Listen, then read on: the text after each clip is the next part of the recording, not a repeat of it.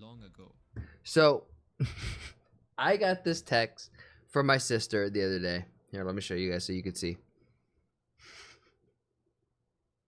She sent me this picture. Oh shit, that's not a picture, it's a link. Excuse me. She sent me that picture, right? That link, right? And she says, I know you don't believe in Jesus, but I would like you to listen to this podcast episode. It's very interesting and about hell in Hollywood. Um, so I spent the day listening to it, trying to give it the best thing that I can.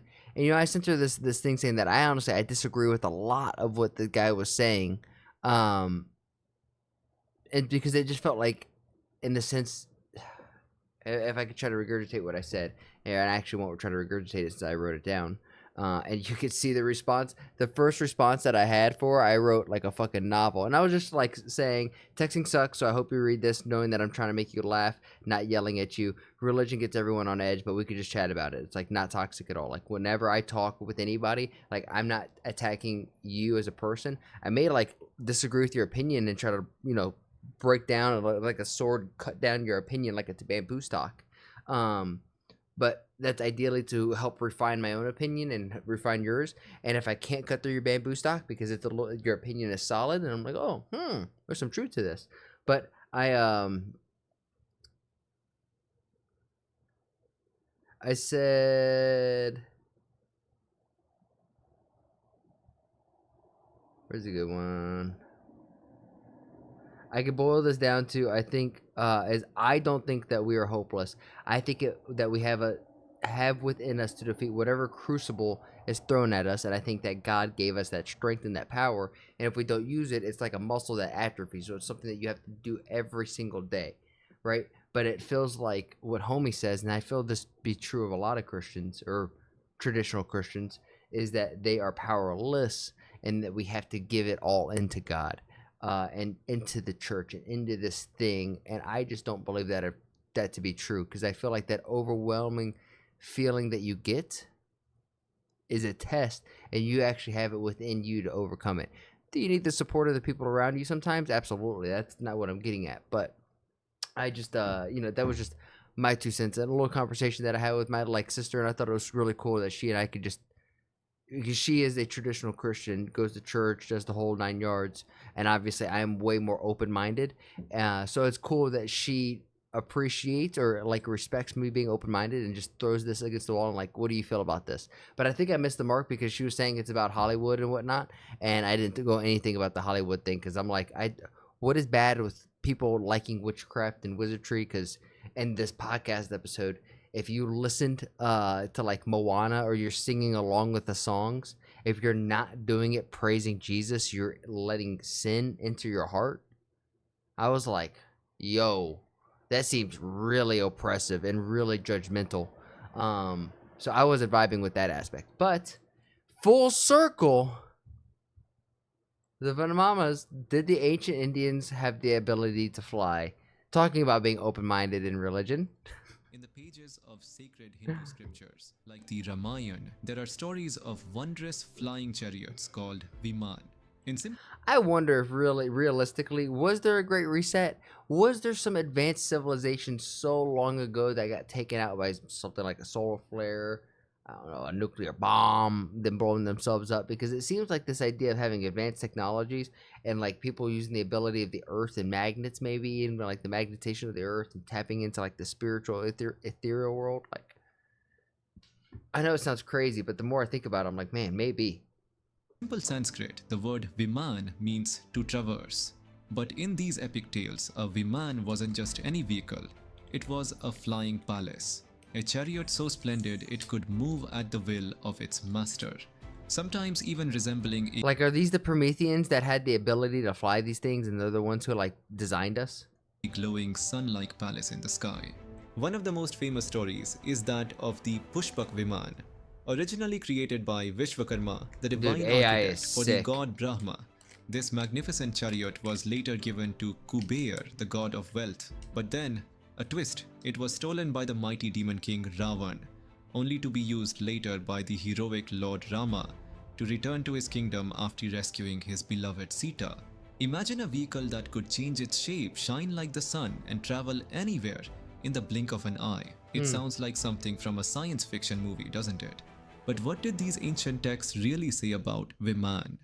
According to the scriptures, the Pushpak Viman was no ordinary chariot. It was described as bright and beautiful, with rooms, windows, and decorations that made it look like a floating palace in the sky. In the Mahabharata, similar flying... You said there are 4 time periods in Hinduism and it repeats itself. So you're telling me that maybe one of those, ancient civilizations before the Great Reset was just one of these time periods? Machines appear in stories of battle. This is why I like to think that this is why I like to stay open-minded, because some of these ideas are just fun. And I don't think there's any harm in just entertaining some fun. And adventures, where even great warriors like Arjuna witnessed dazzling aerial vehicles soaring high above the earth.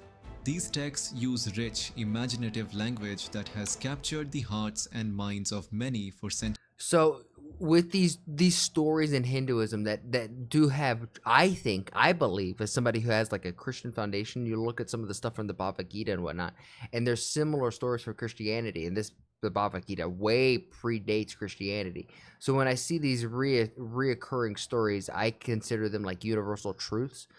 And in this podcast, it seemed like Hollywood was just like so obsessed with creating these Christian stories about like the Noah's Ark and like having a Superman and whatnot. I'm like, man, I think this guy just has the Dunkerque effect, where he sees everything as Christianity, but he doesn't understand that also has parallels to a lot of different other religions, and Christianity doesn't have a meritocracy on some of these crazy stories, like Noah's Ark. Now here comes the big question.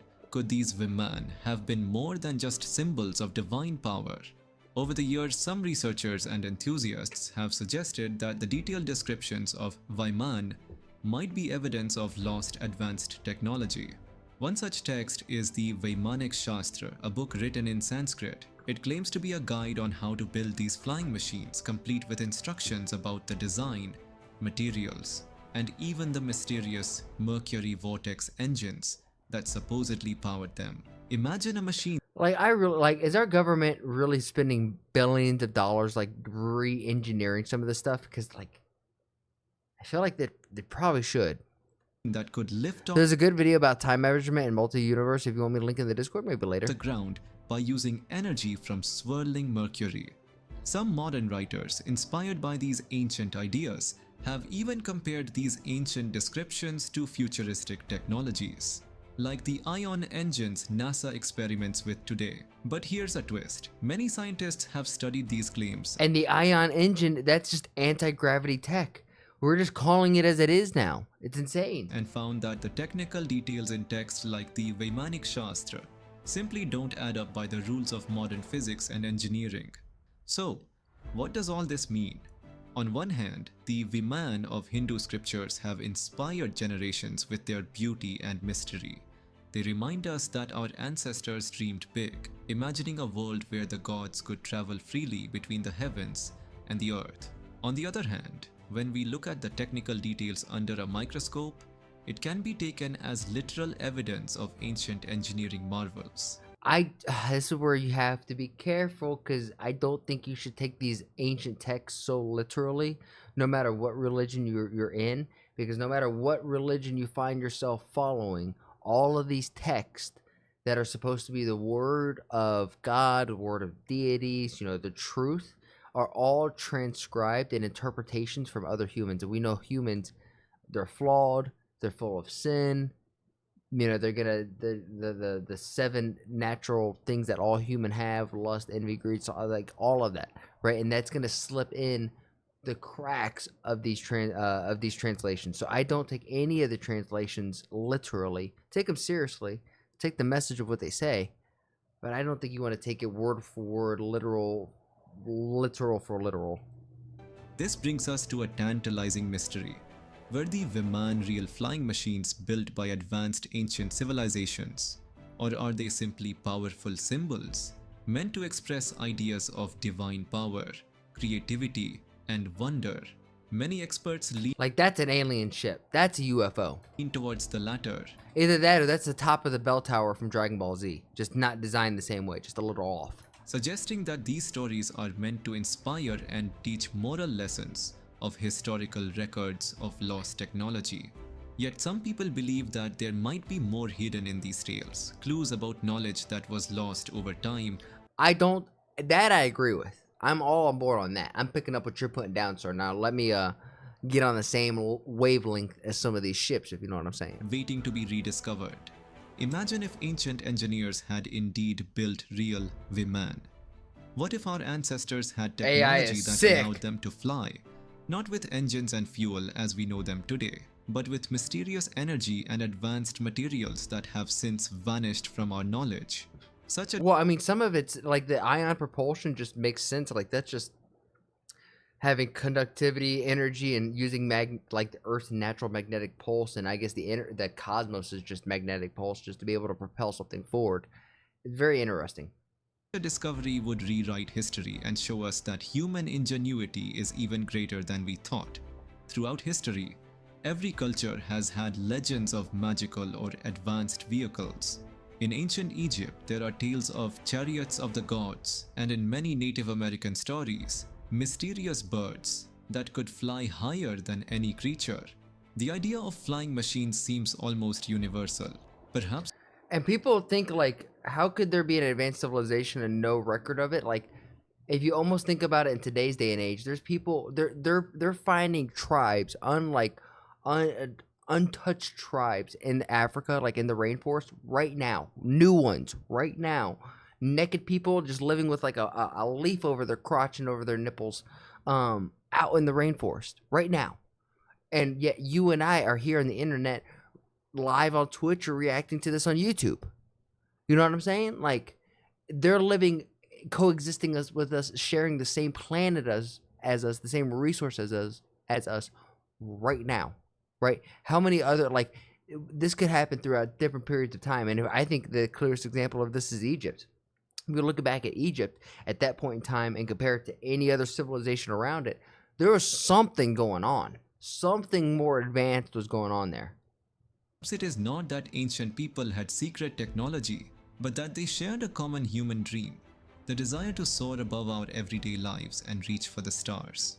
Today we have airplanes, helicopters, and even spacecraft that take us into space. This is true. But back then, when people first wrote these epic tales, the sky was an endless mystery, a vast canvas for their hopes and imaginations. I really wonder how early humans were seafaring. I think it was way later than what most people give credit for, because there's way too many there's too many similarities between like the Mayan culture and the Indian culture. Way too many similarities, and they're saying, you know, apparently there was no way that they could have interacted because of they weren't seafaring.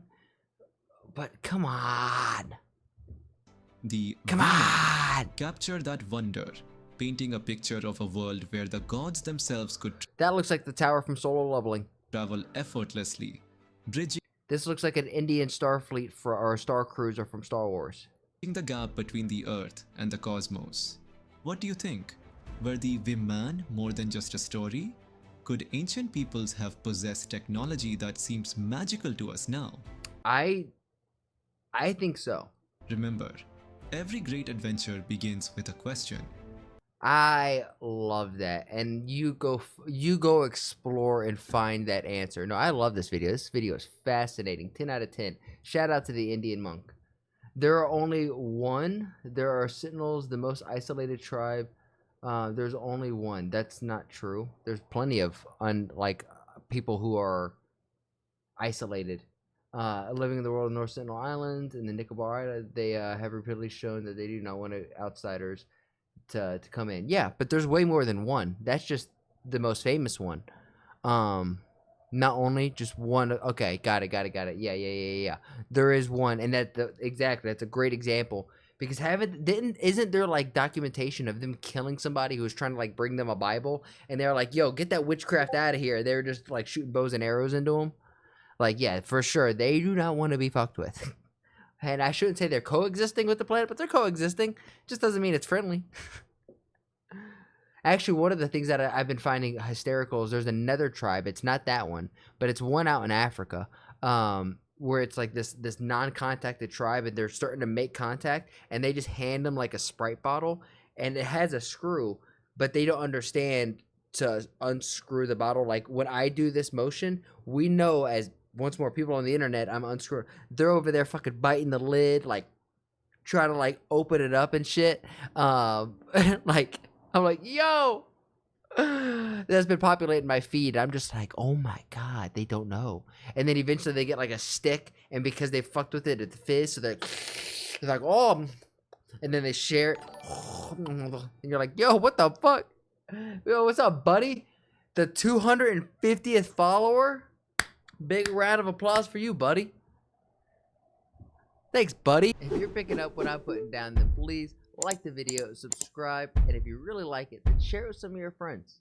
My goal here is to spread a positive message while sprinkling my 2 cents on big topics like American, Indian, and world geopolitics, and even small stuff like Twitch drama and online debacles. And if you want to see it live, come join me over on Twitch. Twitch.tv/ActuallyElrod. That's where I'm going to do all my reactions, and after the reactions, that's where we get down a game. And if you're like, hey, I have a video that I want this dude to sprinkle his 2 cents on, then come over on my Discord and let me know and join the community there. And while we're at it, I have to say thank you to everybody who has made that Discord just so poppin'. I never thought I'd have a Discord that's so flowing. It's really cool to see. Shout out to you, Bobby, Omni, Demon, all of you who have been in there who are just super active. Logie, you're the man. Logie is the one who's like modding and helping run the server, so thank you, Logie. Lastly, I challenge you. I have a challenge for you.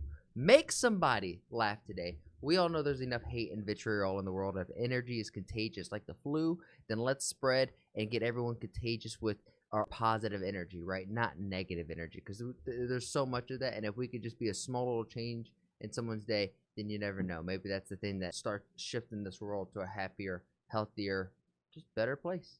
And with all of that said and done, thank you guys, and I'll see you on the next one.